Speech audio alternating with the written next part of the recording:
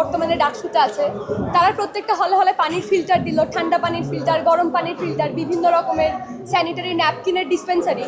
কিন্তু ডাকসু হয়ে যাওয়ার ঠিক পরদিন থেকে এগুলোর কোনো ধরনের রক্ষণাবেক্ষণের কাজ চলে নাই।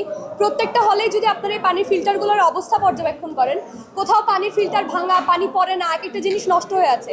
একই রকমভাবে ছাত্রদলও কিন্তু বিভিন্ন জায়গায় ফিল্টার স্থাপন করেছে, তারাও কিন্তু এগুলোর কোনো রক্ষণাবেক্ষণ করছে না। যেই স্যানিটারি ন্যাপকিন ডিসপেন্সার ছিল, এই জিনিসগুলো টিএসসিতে যেটা ছিল ভেঙে একদম রিফিল করা হয় না, কোনো ধরনের কার্যকর না, সবগুলো অকেজো হয়ে গেছে। ডাকসুর আগে আমরা ডাকসুর যেই শিবির প্যানেল ছিল কিংবা প্রত্যেকটা হল সংসদে যারা বিজয়ী হয়েছে তাদের কাছে আমরা বারবার শুনেছি খাদ্য এবং আবাসন এই দুটো সংকট তারা নিরসনে সর্বোচ্চ এফোর্টটা দিবে।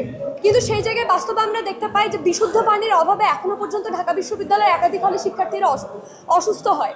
শাহনেওয়াজ হলে যেখানে কোনো গেস্ট রুম নাই, পানির ফিল্টার নাই, বাইরে থেকে একটা হলের পুরো হলের শিক্ষার্থীদেরকে বাইরে থেকে পানি নিয়ে গিয়ে খেতে হয়। কি হয়েছে? মিনিস্টার ফ্রিজ কিনে হাম্বা জিতেছে। মিনিস্টার ফ্রিজ কিনুন, হাম্বা জিতুন। আরো আছে আকর্ষণীয় উপহার। সেখানে একটা ফ্লোরে শুধু ব্যক্তিগত উদ্যোগে পানির ফিল্টার স্থাপন করা হয়, সেটা নিয়ে কিন্তু ডাকসুর কোনো উদ্যোগ নাই। আমরা যখন ডাকসুর কাছে এই ধরনের জবাবদিহিতা যখন চাওয়া হয়, বিভিন্ন জায়গায় আমরা শুনি তারা বলেছেন যে তারা ওষুধ দিয়ে এসেছে। বিভিন্ন ডাকসুর যে সম্পাদকরা তারা ওষুধ নিয়ে হলে হলে পৌঁছে দিয়েছেন। ডাকসুর নেতাদের কাজ তো আসলে শুধুমাত্র ওষুধটা পৌঁছে দেয়া না, এই যে ঘটনাটা মানে অর্থাৎ প্রথমত এই ঘটনার দায় প্রশাসনের, যে হল প্রশাসন এবং বিশ্ববিদ্যালয়ের প্রশাসন শিক্ষার্থীদেরকে নিরাপদ ন্যূনতম যে মৌলিক অধিকার বিশুদ্ধ পানি এই জিনিসটা সরবরাহ করতে পারে নাই।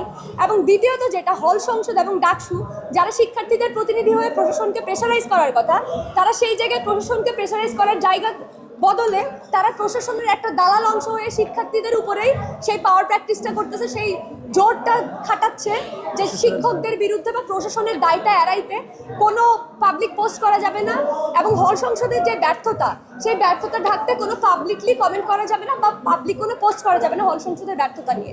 সেই জায়গা থেকে কিন্তু যখন কেউ পোস্ট করে তারা সেটা ডিলিট করতে বলে এবং তারা বারবার বলে আসছে যে রাতের একটাই হল সংসদের ভিপি গিয়ে মর্তুজা মেডিকেল থেকে ওষুধ নিয়ে আসছে। শেষ সময়ে যখন শিক্ষার্থীরা সাধারণ সভা পূর্ববর্তী সময়ে বা হলের ভেতরে যখন তাদেরকে চেপে ধরা হয়, ওই হল সংসদের ভিপিও কিন্তু হলে থাকে না, তাদের এজিএস সহ বিভিন্ন জনের সাথে যখন যোগাযোগ করার চেষ্টা করা হয়েছে অন্যান্য মাধ্যমে, তখন কিন্তু তারা হলে ছিল না। এটার মধ্যে দিয়ে আমরা দেখতে পাই যে যাদের আসলে জবাবদিহিতা করার কথা ছিল, শিক্ষার্থীদের প্রতিনিধি হওয়ার কথা ছিল, তারা শিক্ষার্থীদের প্রতিনিধি না হয়ে প্রশাসনকেই শেল্টার দিয়ে যাচ্ছে, পাশাপাশি শিক্ষার্থীদের উপরে উল্টো বল প্রয়োগ করতেছে, শিক্ষার্থীদের আন্দোলনকে তারা দমানোর চেষ্টা করতেছে।